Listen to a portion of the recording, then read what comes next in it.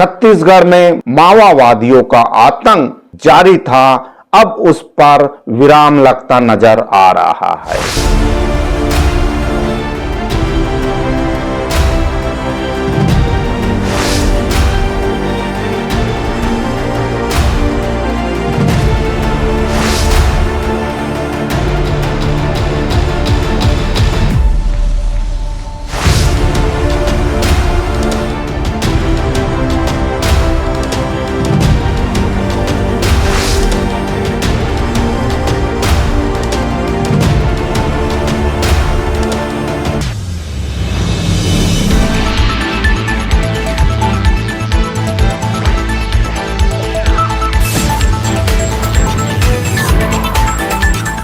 नमस्कार, आप देखना शुरू कर चुके हैं न्यूज आप तक छत्तीसगढ़।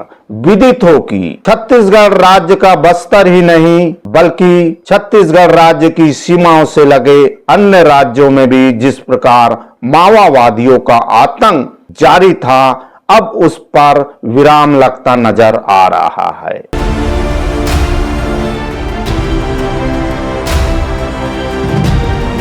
साल 2024 से बहुत बड़ी सफलताएं हमारे सुरक्षा बलों के हाथ लगते आई है। सिर्फ जनवरी की शुरुआत को बताए एक आईडीएस ब्लास्ट में हमारे कुछ सैनिक शहीद हो गए थे।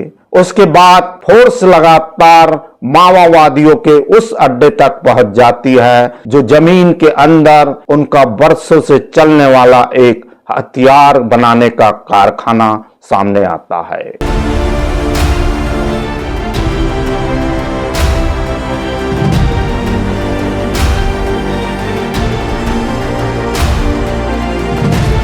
जो बंकर है वहां पर अत्याधुनिक तरीके से वहां पर सारे संसाधन के साथ में हथियार बनाए जाते थे और वह हथियार माओवादियों को लड़ाई लड़ने के लिए काम में लाया जाता था। फोर्स अपने कदम बढ़ाते हुए इनके इस एरिया तक पहुंच चुकी है और बताया जा रहा है कि खबर सामने आई थी कि 12 नक्सलाइट सुरक्षा बलों के घेरे में आ गई, जिसमें महिला नक्सली भी शामिल थी।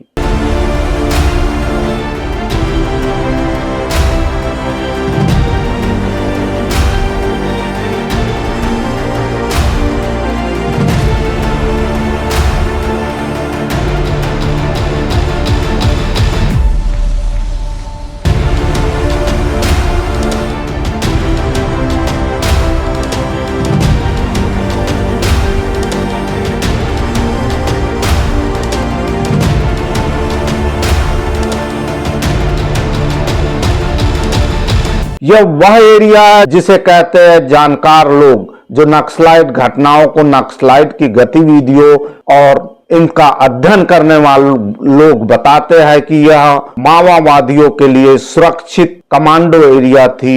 वहां पर भी फोर्स पहुंच चुकी है। खबर यह थी कि माओवादी लगभग हजारों सैनिकों के घेरे में हैं और 100 की तादाद में हैं।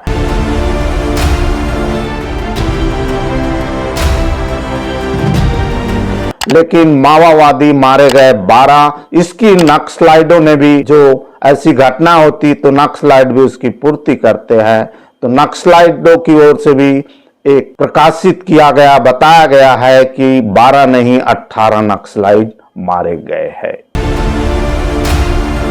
सुरक्षा बलों ने हाल ही में छत्तीसगढ़ के बीजापुर में तेलंगाना सीमा पर नक्सलियों के खिलाफ बड़ी कार्रवाई को अंजाम दिया। इस दौरान 16 जनवरी को ही मुठभेड़ में 12 हाई कोर माओवादियों को ढेर किया गया था, जिसमें 5 महिला और 7 पुरुष नक्सली थी।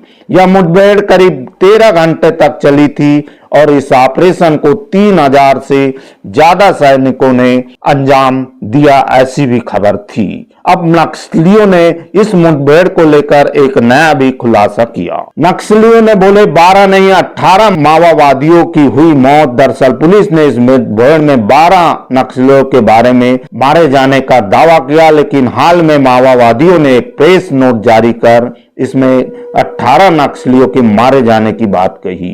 नक्सलियों की ओर से जारी प्रेस नोट में कहा गया है कि इस मुठभेड़ में मोस्ट वांटेड नक्सली दामोदर उर्फ खोका राव भी मारा गया, जो कि कमांडर, स्टेट कमेटी मेंबर और तेलंगाना स्टेट कमेटी का चीफ था। साथ ही उस पर 50 लाख रुपए का इनाम भी घोषित था। इसके अलावा पीपीसीएम हुंगी देव, जोगा और नरसिया राव भी मारे गए। छत्तीसगढ़ में भारतीय जनता पार्टी की सरकार आते ही किस प्रकार से नक्सलाइटों पर लगातार अटैक किया गया और कामयाबियां भी बहुत सामने नजर आई। ये बहुत बड़ी उपलब्धि है, लेकिन सिर्फ 12 से 18 नक्सलाइटों के मारे जाने की खबर है। जो कमांडो एरिया है, जहां पर हमारी सेना फोर्स पहुंची है, वहां पर जो बंकर मिला है, क्या नक्सलाइट घटनाओं को अंजाम देने के बाद समय समय पर अंडरग्राउंड हो जाते थे? ऐसी भी कोई उनकी योजना है? अब देखना है कि हमारी फोर्स और हमारी सरकार सैनिकों को कितना मनोबल ऊंचा करती है, उन्हें प्रोत्साहित देती है। सिर्फ सैनिकों को ही प्रोत्साहित देना नहीं है। बताया जाता है कि नक्सलाइट एक अपनी उस विचारधारा को लेकर चल रहे हैं जिनका कहना है कि जल जंगल जमीन, इस पर उस अंतिम व्यक्ति का भी हक है। तो सरकार को भी इस पर सकारात्मक सोच करते हुए जो नक्सलाइट आंदोलन से जुड़े लोग हैं, उनको मुख्य धारा में जोड़ने का पहल करना चाहिए। सरकार की ओर से ऐसी पहल भी की जा रही है, लेकिन नक्सलाइट और उनके मुखिया भय में है कि 2004 में ऐसी बातचीत की गई थी, लेकिन उनके बड़े बड़े नेता को गिरफ्तार कर लिया गया। इस भय में भी है। सवाल यह है कि नक्सलाइट जमीन के अंदर इतना बड़े कारखाने, हथियार बनाने के कारखाने को निर्मित किया और कितना टैलेंट रखते। अगर ये मुख्य धारा से जुड़ जाते हैं तो हमारे देश को कितना लाभ होगा। इस बात को सरकार को भी सोचना है। कुछ सकारात्मक और मध्य पहल निकालकर नक्सलाइट विचारधारा से जुड़े लोगों को एक मुख्य धारा में जोड़ने का प्रयास करना चाहिए। और जो नक्सली अपने मूवमेंट को अंजाम देते, अपनी इस हरकतों को अंजाम देते और कहते हैं कि हम आदिवासियों के लिए लड़ रहे हैं, उस अंतिम व्यक्ति के लिए लड़ रहे हैं, तो सरकार को भी उस अंतिम व्यक्ति की चिंता करनी चाहिए।